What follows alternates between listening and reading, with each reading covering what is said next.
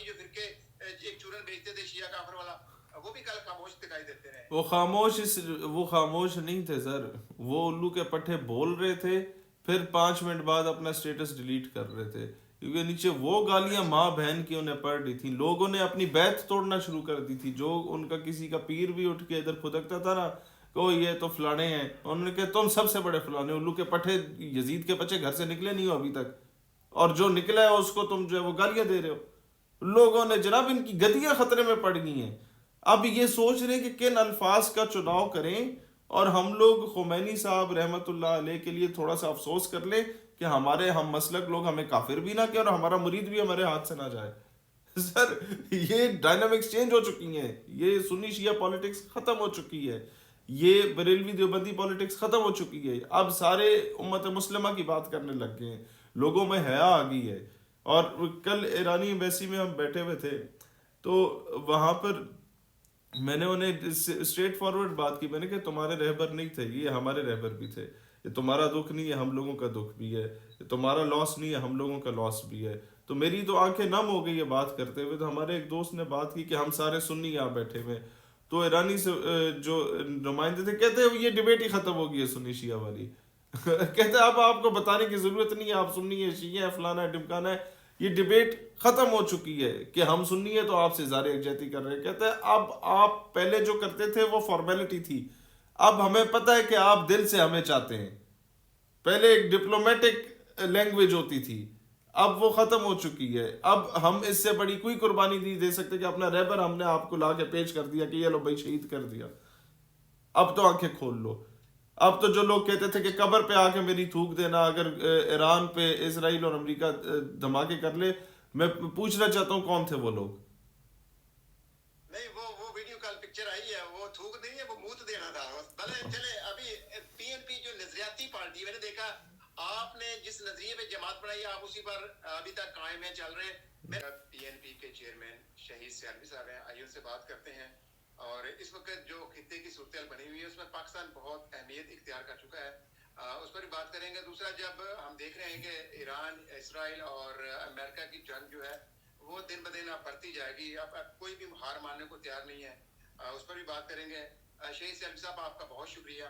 جزاک اللہ. سر پروگرام کا آغاز میں پاکستان کے حالات سے کروں گا. سر ہماری اسٹیبلشمنٹ اب کیا سوچ رہی ہے, کیونکہ بہت زیادہ اس وقت ہمارے اوپر دباؤ آ چکا ہے.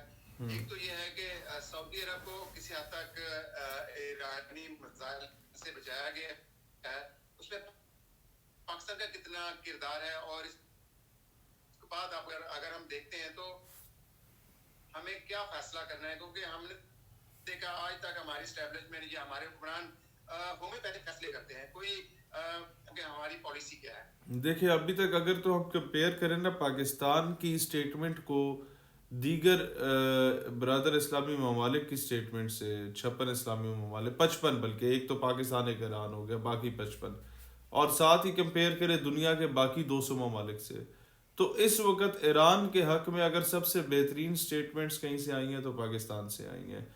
اگر تو آپ کہتے ہیں نا لیبنان سے یا حوثیوں سے آئی ہے تو وہ اسٹیٹ کو ریپریزنٹ نہیں کر رہے, وہ اپنے اپنے گروپس کو ریپریزنٹ کر رہے ہیں. حزب اللہ ہو گئے یا انصار ہو گیا, حوثی قبائل ہو گئے, یا حماس ہو گیا, وہ پورے وہ گورنمنٹ سٹرکچرز نہیں ہیں.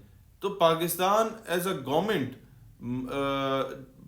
تمام اسلامی ممالک میں سب سے اچھا سٹینس رکھا ہے, اور ایز اے گورنمنٹ تمام دنیا میں سب سے اچھا سٹینس رکھا.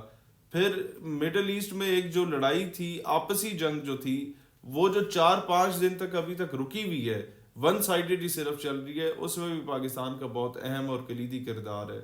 اور پھر بھی میں بینگ اے پاکستانی شہری, اس کے باوجود اپنی گورنمنٹ سے میرا گلہ یہ ہے کہ آپ ایک نیوکلیئر اسٹیٹ ہیں, اور آپ مسلمانوں کے امریکہ ہیں, ایک قسم کی یہاں کی سپر پاور ہیں.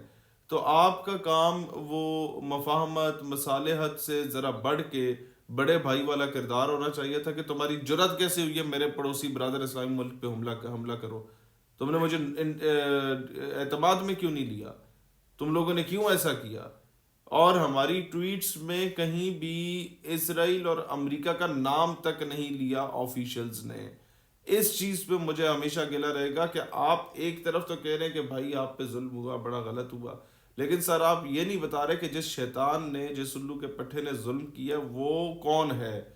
کیونکہ ہم نے ایک جو ڈپلومیسی کے نام پہ ہم لوگ بیوقوفی کر رہے ہیں، جس پہ پوری دنیا کل کو ہم پہ ہنسے گی، وہ یہ ہے کہ ہم اس کو کہتے ہیں اے مارے گا بی کو، ہم کہتے ہیں اے میں تمہارے ساتھ ہوں، پھر میں بی کو کال کروں گا بی میں تمہارے ساتھ بھی ہوں، پھر بی سی کو مارے گا، میں سی کو بولوں گا سی میں تمہارے ساتھ بھی ہوں. زیڈ تک کوئی ایک ایسا ملک نہیں ہوگا جسے میں نے یہ نہ کہا کہ میں تمہارے ساتھ نہیں ہوں، میں تم سب کے ساتھ ہوں.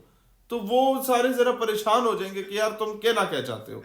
تو یہ تھوڑا سا معاملہ ہے کہ ہم سارے برادر اسلامی ملکوں کا اعتماد، پالیسی آنی چاہیے. واضح پالیسی پھر بھی بہت بہتر ہے جی. باقی مسلمان جو ممالک کے ہیجڑے بیٹھے ہوئے ہیں نا اقتدار میں، ان سے بہت بہتر ہے. لیکن میں اس اسٹیٹ کو دیکھ کر، کہا جا رہا ہے اوکے سر، یہی کہا جا رہا ہے نا کہ ایران کے بعد ہی پاکستان کا نمبر ہے، لیکن اب ہماری کل ہمارے بیانات آئے ہیں، پاکستان کمزور ملک نہیں ہے، لیکن ہمیں اندرونی طور پر، معاشی طور پر تو اتنا کمزور کر دیا گیا ہے کہ ہم ہر جگہ اپنے آپ کو کمپرومائز کرنے کو تیار ہوتے ہیں. سر وہ معاشی طور پہ جو بہت زیادہ مضبوط ہے وہ کون سا کمپرومائز نہیں ہے؟ دبئی کیا ہے؟ ان کے پاس تو خیر دینا. مجھے وہ محتسم باللہ کا بیان یاد آ گیا نا، جب اس نے اللہ خان اس کو پکڑا تو اس نے کہا جی یہ دسترخوان کی جگہ اس نے ہیرے جواہرات رکھ دیے نا. اس نے کہا جی آپ نے فوجیں تیار کرنی تھی نا. تو عربوں نے تو بربادی اپنے ہاتھوں سے لکھی، انہوں نے اپنے یاشی میں وقت لگا دیا. خیر ہم نے تو اپنا دفاع مضبوط کیے رکھا، لیکن جو آپ نے ابھی بات کی کہ ہمیں اپنے آپ اپنے جو قد کے مطابق ہمیں فیصلے کرنے ہیں، قد کے مطابق فیصلے کرنے ہیں. ہم نے کہیں ایک سائڈ پہ لگنا ہے. یہ چیز میں یہی کہنا چاہ رہا ہوں. تھوڑا سا میں یہ عرض کرنا چاہوں کہ معیشت تو مضبوط تھی قطر کی، 2.5 میزائلوں کی مار رہا ہے. دبئی جو کہتا ہے کہ it is the safest haven on earth, اور پوری دنیا آتی تھی حبیبی کم ٹو دبئی کا نعرہ لگا کے، وہ دبئی آج اس کا ایئرپورٹ آپ دیکھیں وہاں پاؤں رکھنے کی جگہ نہیں ہے. لوگ گالیاں دے رہے ہیں کہ الو کے پٹھو نکالو ہمیں اپنے ملک سے. یہ کون سا سیفسٹ ملک ہے کہ تم لوگ 4 میزائلوں کی آگے ڈھیر ہو گئے ہو، تم لوگ اپنا دفاع نہیں کر پائے. ان کے سارے شہزادے بادشاہ جو ہیں وہ ملنگوں کی طرح ہوٹلوں میں پھر رہے ہیں to let the people know کہ یو پیپل آر سیف، اور people are least bothering them. ایک صرف گھانا کا وہ بیچارہ ملا تھا سیاہ فام آدمی، اس کو جا کے اس نے سیلفی بنا لی. انگریز تو منہ نہیں اٹھا کے ان کی طرف دیکھ رہے ہیں کہ تمہارے چہروں پہ پھٹکار پڑی ہوئی ہے، ہم یہاں پر اپنی عیشی کے لیے آتے، تم لوگوں نے وہ بھی ہمیں نہیں کرنے دی. اور دنیا کا اربوں ڈالر دبئی میں ڈوب رہا ہے. تو یہ تو ان کو اندازہ ہو گیا کہ اپنا دفاع جب آپ ٹھیکے پہ دیتے ہیں تو آپ کو یہ ملتا ہے ان ریٹرن.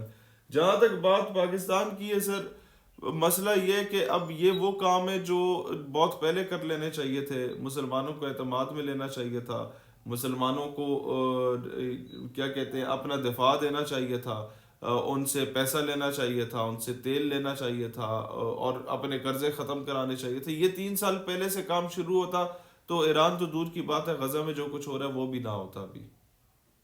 اچھا شاہی صاحب، آپ بڑے ناقد رہے ہیں، میں نے دیکھا ہے کہ اوورال پاکستان کی جو صورتحال ہے اس کے اوپر بھی آپ کھل کر بولتے ہیں.